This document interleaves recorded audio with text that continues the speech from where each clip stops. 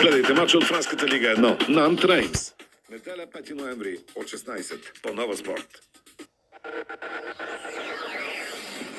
Гледайте матча от Франската лига 1. Монако Брест. Неделя 5 ноември от 18:05 по Нова Спорт. Гледайте матча от Гръцката суперлига. Арис Атрумитос. Неделя 5 ноември от 20:15 по Нова Спорт. Нотингъм не познава поражението на Сити Граунд от април. Това обаче е стадион, на който Астън Вила не е губил от 2017. Един от бляскавите отбори на футболната есен срещу един от най-коравите домакини. Твърдостта на свой терен беше запазена марка на Лутън при предишния му гастрол в елита. И Ливърпул си патеше. От тогава минаха 3 десетилетия. Но казват, че някои неща не се променят. Ами, да видим. 5 ноември, неделя. Нотингъм Астън Вила от 16, Лутън Ливърпул от 18:30. По Диема Спорт 2 HD и Диема Спорт 2 4K.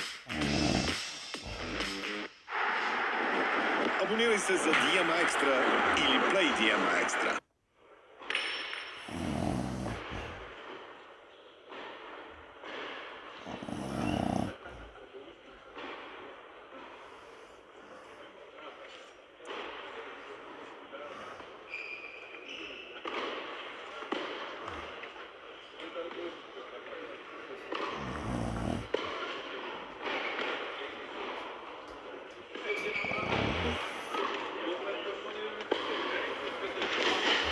Уважаеми зрители, отново сме в зала София в Борисовата градина.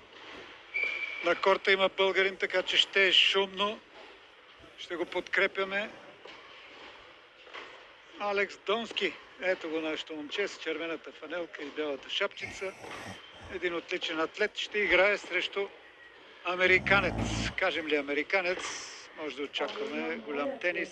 Нищо, че понякога има и по-слаби американци, но този съперник на Донски е 155 в света, доста по-напред от нашето момче и играе много добър тенис.